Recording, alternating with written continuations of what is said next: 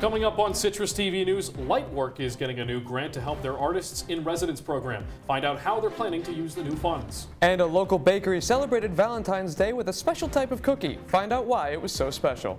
And Congress again fails to pass major immigration reform. Citrus TV News starts right now. This is Citrus TV News live at 6, your campus news leader.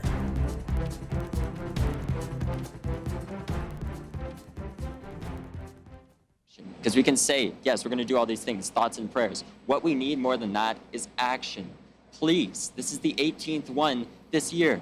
That's unacceptable. We're children. You guys are the adults. You need to take some action and play a role. Work together, come over your politics, and get something done.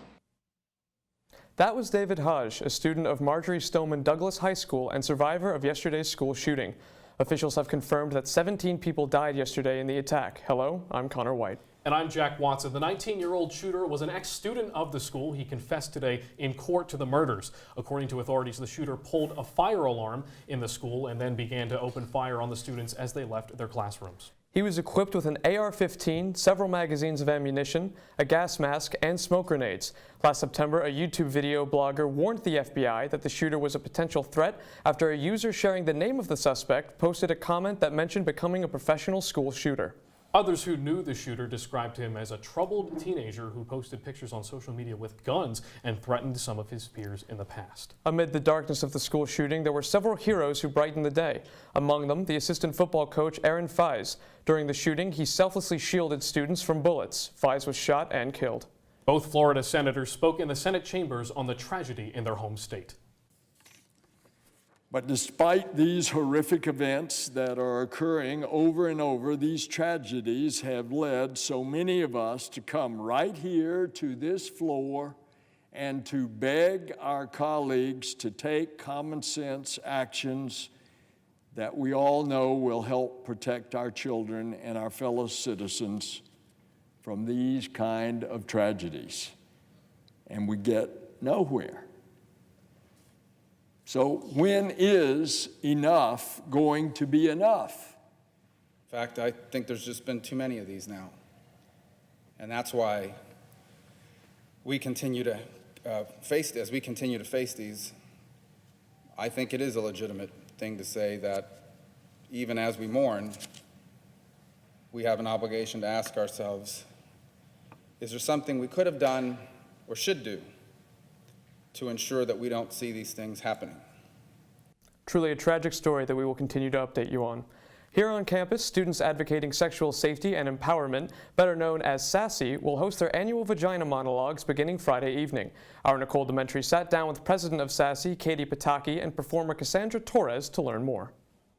And welcome back to Citrus TV News. I'm sitting here right now with Cassie and Katie, who are part of SASSY and will be performing the vagina monologues that are happening on Friday. So first off, what is SASSY? Can you tell me about that? SASSY is Students Advocating Sexual Safety and Empowerment, and it's an organization on campus, one of the few feminist organizations on campus, and we try to... We do the vagina monologues every year. Yeah. That's our big thing, and we try and keep intersectional, transnational perspectives and remain really active within the campus community. So we work with the Office of Health Promotions a lot and other student organizations, and we don't just talk about feminism. We try and make a big impact with what we believe in. So we'll also help with planning protests, and we're on the Chancellor's Task Force for Sexual Assault, just so we get our voices heard. Yeah, and I know it's been a big year for feminism and the Me Too movement. What do you think the vagina monologues this year, do you think it has a larger impact this year than other years? I think it does because of everything going on, especially with Trump as president. And the vagina monologues, even though it's not inclusive to everyone, we're trying to make it non-binary. We can't change Eve Hensler's, which is the person who created the vagina monologues, work, but afterwards we're trying to have a meeting where we discuss all the imperfections with it. So people can come with the critical feminist perspective that is really needed, especially in this time with everything that's going on. we sort of are hoping that Sassy can be utilized as a space for individuals to come and sort of be like, there are people who care about these issues, and we want to make a difference. I know you'll be having that discussion afterwards, but you'll also be having a visual ahead of time on Friday's show. Can you tell me a little bit about that? So SU Rising is something we've done, I think, I think there were 6 years where we did it, but we haven't done it in, I think, the past 2 years. So we're bringing it back this year, and it includes a dance performance by Otto's Empire, which Cassie is a part of. So 2 of her co-performers, her dancers, will be performing in that.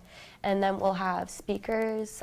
Someone from the counseling center is going to speak about resources. We have a peer mentor on campus reading a man's prayer. And one of our e-board members and the co-director of the Vagina Monologues will be reading a monologue for that.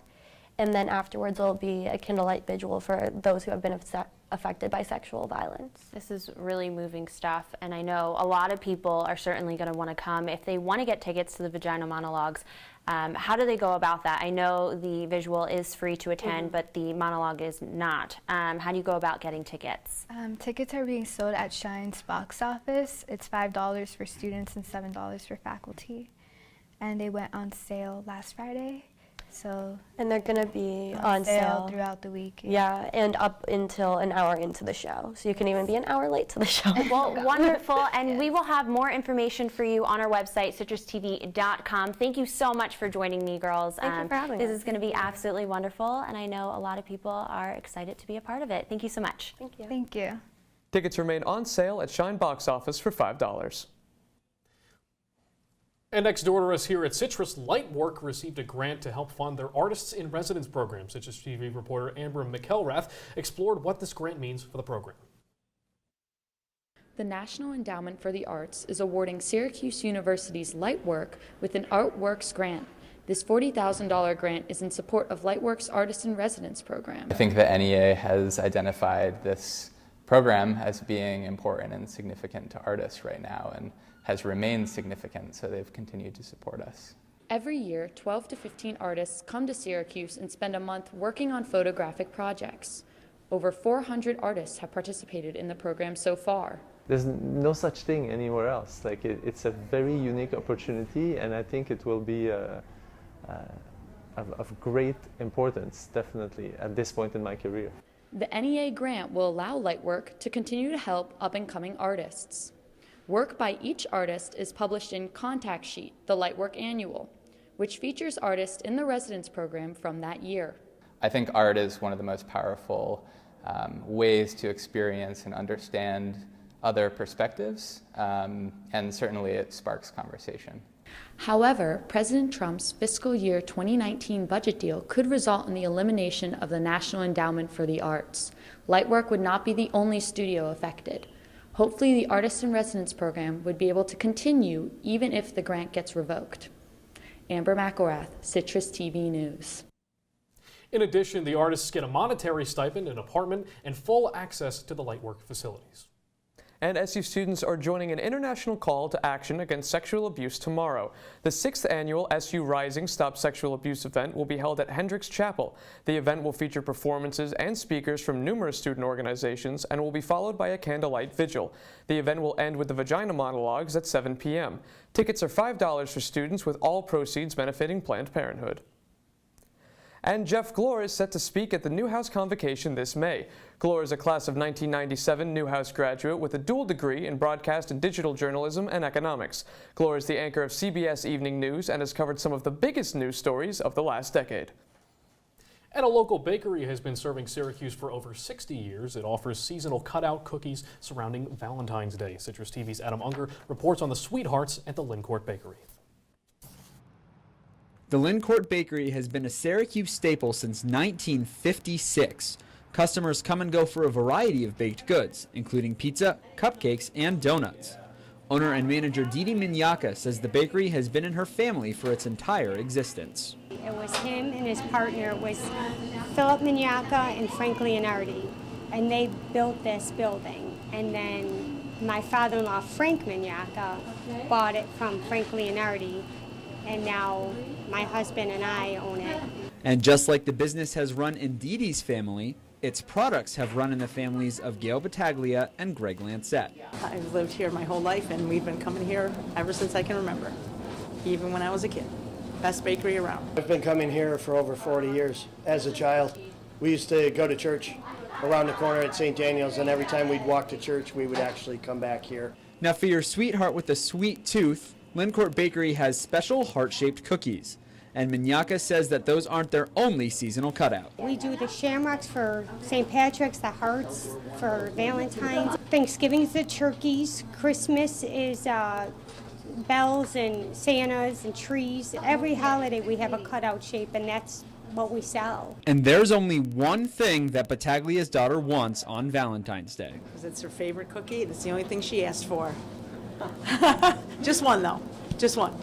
Now Dee Dee tells me that today is the last day that they're going to be having the heart-shaped cookies on the rack. There are already shamrock cutouts in the back for St. Patrick's Day. In Syracuse, I'm Adam Unger, Citrus TV.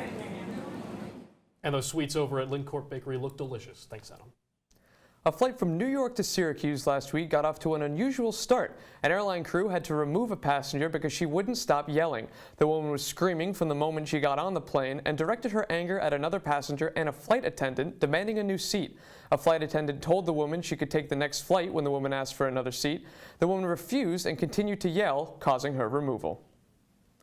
And an upstate college made a hair-raising discovery, a lock of George Washington's hair tucked between the pages of a book.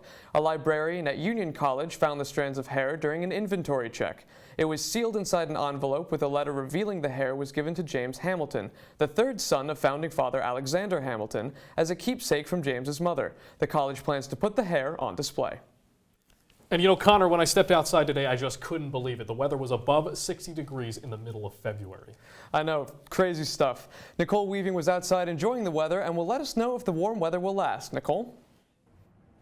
Thanks, guys. Well, when you first stepped outside this morning, it's hard to believe that today is February 15th. Temperatures got up into the low 60s with the sun shining just like a spring day. But as you can see right now, the skies are turning gray, clouds are moving in, and even some wind is picking up. And that tells you that a storm is brewing. Right around 7 p.m. tonight, we should expect some rain to start moving in, and that's going to last throughout most of the night tonight and into tomorrow morning. But are these warm temperatures here to stay? I'll tell you more in my full weather forecast. Thanks, Nicole. Coming up after the break, Congress once again fails to pass immigration reform. More details on the failed DACA deal. And South Africa has a new president. Find out what he had to say at his opening ceremony. All this and more after the break. Don't go away. Leaving hot coals improperly extinguished can cause a wildfire. Hey guys, it's Smokey! It looks as if Smokey is going to use the drown, stir, drown and feel technique. After the first drown, a good start. Next, another drink. And finally, a close feel. Is it cool? Okay. Yeah. Hey, Smokey, catch! Oh, my bad, Smokey. Only you can prevent wildfires. They call me Maxie, but I prefer tripod. I was your above-average four-legged homie, and then wham, bam, minivan. Some people pity me. Now that's lame. I still run, fetch, and swim. And the ladies love me. I'm the ultimate wingman. Just don't ask me to high five.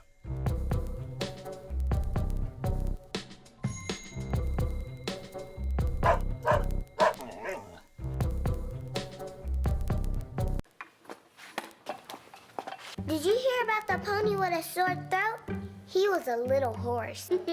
Can I tell you a cat joke? Just kidding. Why couldn't the Wait, why was the basketball court all wet? Why?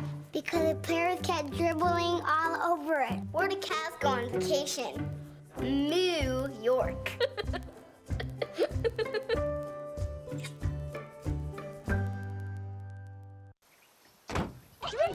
They'll test you. Try to break your will. But however loud the loudness gets, however many cheese puffs may fly, you're the driver, the one in control. Stand firm. Just wait. And move only when you hear the click that says they're buckled in for the drive. Never give up till they buckle up. The Dreamer issue will remain unresolved following the failure of two separate bills. Yesterday, a bipartisan group of senators agreed to a rewrite on immigration laws that would allow Dreamers an eventual path to citizenship, as well as provide $25 million for border security. President Trump said he would veto any plan that did not take a hard-line approach and urged senators to stick to the president's immigration ideas. But even the Trump-backed plan didn't make it. Both bills would have given a path to citizenship to 1.8 million immigrants. And an adult film star is ready to talk about her alleged affair with President Trump after her manager suggested she was released from her non-disclosure agreement. Trump's lawyer admitted to paying Stormy Daniels $130,000. Daniels is going public with her story because of the admission, but the lawyer says she is breaking her non-disclosure agreement. However, Daniels' manager believes the agreement no longer applies and she can tell her story. The Australian Prime Minister is banning ministers from having sexual relations with other staff members. This announcement comes soon after he found out his deputy had an affair with a former staffer. The deputy will take a leave of absence starting on Monday. The Prime Minister and deputy deny that any rules were broken. And South Africa has a new president. Cyril Ramaphosa is preparing his State of the Nation address after Parliament elected him to the presidency this morning. Ramaphosa vowed to fight corruption at his swearing-in ceremony. Former President Jacob Zuma stepped down yesterday after years of corruption allegations. Ramaphosa will serve until 2019 when Zuma's term was slated to end. And if you've been watching the Winter Olympic Games, you might be surprised to find out that most of the snow is not from the air. Citrus TV reporter Rebecca Castor is in Pyeongchang, South Korea, to tell us how the snow gets under those Olympic skis. A lack of snow isn't something that we usually have to worry about in Syracuse, but here in Pyeongchang, it takes a lot more to get snow on those slopes. Even though temperatures in the Olympics host city are below freezing, the dry air keeps snow from accumulating. To prepare for the games, snowmaking started in early October, and it hasn't stopped since. The company SMI Snowmaker started preparing for Pyeongchang 3 years ago, making 2018 its fifth Olympic Games making snow. 98% of the snow athletes will ski and board on is man-made. To make the snow, a crystallized structure is generated by forcing water into the atmosphere. Like actual snow, every flake is different. While Pyeongchang may not look like the typical winter wonderland of the Winter Games, athletes can still expect the fake snow to get them to fast enough speeds to bring home the gold. Reporting from Pyeongchang, home of the 2018 Winter Games, I'm Rebecca Castor, Citrus TV News. Thanks, Rebecca. A beautiful day on campus today, but is it here to stay? Nicole Weaving has the answer. Add the XFL to Syracuse. Anna Azalian will tell us about one student who was trying to make it happen after the break. This is the story of a boy who didn't talk for a long time. The boy liked things to always be the same. Any changes would scare and upset him. The unknown was an unfriendly place. The boy was very sensitive to lights and sounds. So he built secret hiding places where they couldn't get in. The boy didn't like looking people in the eye. He wasn't trying to be mean, it just made him feel uncomfortable. Sometimes he would flap his arms again and again. One day I found out I have something called autism. My family got me help. Slowly, I found my voice and learned all the ways I could live with it better. Early intervention can make a lifetime of difference. Learn the signs at autismspeaks.org. Looking for these? You drive buzzed. It could be one very expensive ride. First, you gotta make bail. Then pay me to get your car back. Your insurance premiums will go through the roof. And my legal fees just keep adding up. All told, it could end up costing you $10,000. Buzzed, busted, and broke. Because buzz driving is drunk driving. And Vince McMahon recently announced his plans to bring back the XFL. Citrus TV reporter Anna Azalian is in studio to tell us about a student who wants to bring it to Syracuse. SU freshman Will Scott is working to bring XFL to Syracuse. Who just leaves an empty bucket? Played its early season over 15 years ago. There's Now, very it's made making well, a comeback. honestly. Teams will be based out of 8 cities to be announced in the next few months. Scott is campaigning to make Syracuse one of those. He has fucking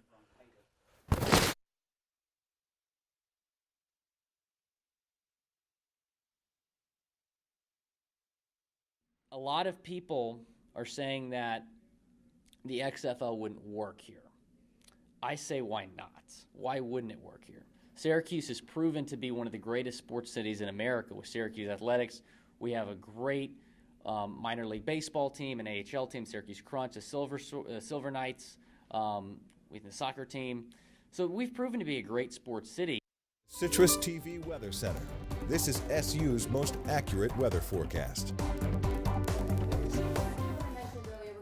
Rain moving in tonight. So as we take a look at our Doppler radar, you see that rain moving in all throughout the night, pretty much starting any minute now, and that'll carry over into tomorrow morning. And then as you see some of these lighter shades, it'll really turn into some snow tomorrow because those temperatures are really going to drop tonight. As we take a look around the rest of central New York, as I mentioned, 55 in Syracuse right now, and a little bit warmer down in Elmira, and cooler, a 48 in Cortland. And when it comes to tomorrow, as I mentioned, some snow will be moving in right around midday. When you wake up in the morning, it should be about 35 degrees, and then really not going to warm much up beyond that. The high tomorrow is about 36 degrees, and really the worst will be the wind, about 15 to 20 miles per hour. Now, earlier this year, we saw some pre-drought conditions here in the Catskills, and up in the Adirondacks, and that has really changed recently. It was about 28% of the state. Now it's less than 1%. It's really down to a low, and that's because we saw half an inch to about 3/4 of an inch of rain last week, and now to about 1 inch to 1.5 inches in this coming week. So it's really eliminated that. And as we take a look at our 5-day forecast, as I mentioned, some snow moving in on Friday and then mostly cloudy. And those temperatures are just going to consistently warm up throughout the weekend. And then some rain will move in on Monday and Tuesday. But look at Tuesday's high, 62 degrees. Really going to be a nice day that day. Besides the rain, just ruining it. Thank you, Nicole. Coming up in sports, both Syracuse men's and women's basketball teams sit on the tournament bubble. But can either team boost their resumes? Citrus TV News. We'll be right back. Here's your check.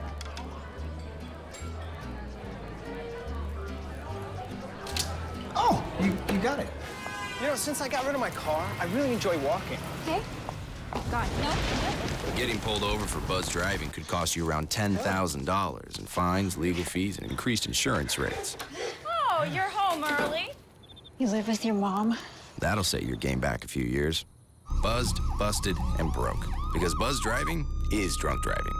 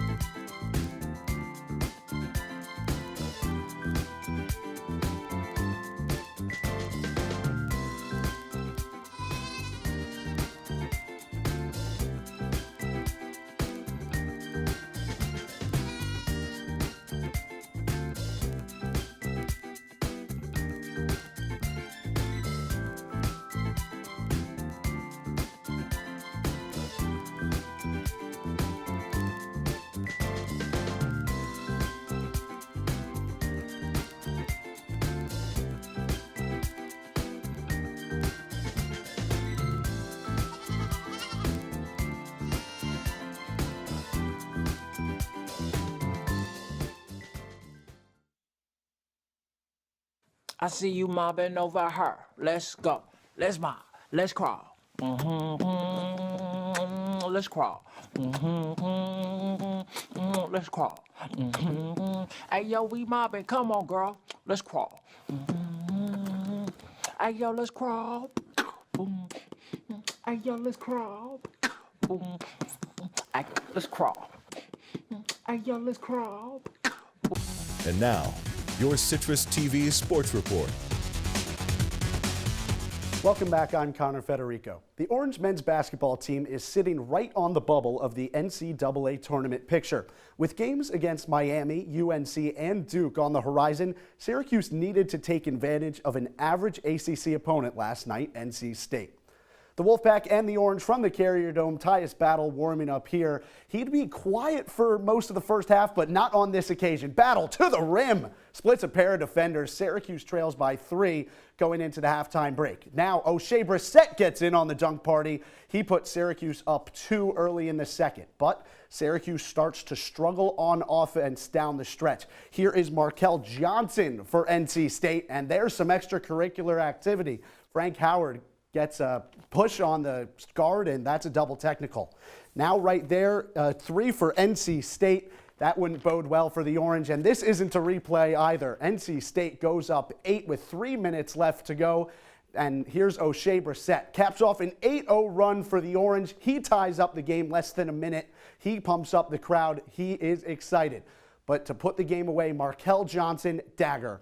That might do Syracuse tournament hopes in as well. 74-70, the Orange fall to the Wolfpack. In women's basketball, the Orange is currently projected as a 10 seed in the NCAA tournament picture. Syracuse could get a big resume-boosting win tonight against top 20 Duke. Lexi Brown leads the Blue Devils into the Carrier Dome, leading the ACC in steals, and her 20 points per game ranks her 3rd in the conference in scoring. Tickets are only $1 tonight, and tip-off is at 7 o'clock. And staying on the Hill, SU men's lacrosse is only a couple days away from hosting a top 10 battle in the Carrier Dome. Both Syracuse and Albany featured a high-powered offense, which means possession of the ball is a key factor. Orange Fogo Danny Varello is excited for his face-off battles with the Great Danes TD Ireland. I think this game is going to be, my motivation is going to be about the team that's coming in to play us. So I think it's definitely a bigger game than last week, and I think that's going to really motivate me and drive me, during that game. Because, he's a great face-off guy. I think he finished off the season with 70.8%, which is huge. I think he was maybe 3rd or 4th in percentage in the country. So he's going to be a huge opponent, probably one of the best to come to the Dome this year. So I'm very excited for it. The Syracuse and Albany showdown starts at 2 on Saturday. And in hockey, the Sabres head north of the border tonight for a battle with the Senators. With 17 and 19 wins respectively, Buffalo and Ottawa are the 2 worst teams in the Eastern Conference. And finally, one of hockey's greatest rivalries is in action tonight. The Islanders and Rangers play a critical game this evening. Both of New York's teams sit just outside the playoff picture. CitrusTV News will be right back. When I was in foster care, I never knew when I would have to move. So I always had my suitcase ready to go. Then one day I was adopted. My new parents opened their hearts and home to me. My parents cook my favorite breakfast for me every morning. My parents take me on trips I never thought I would go on. They gave me a home and an even better reason to use that suitcase. My parents aren't perfect, but they're perfect for me.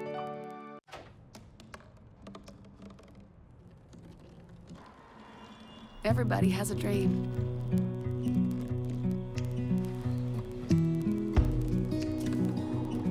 Mine was to see the ocean. And with a little help, I made it.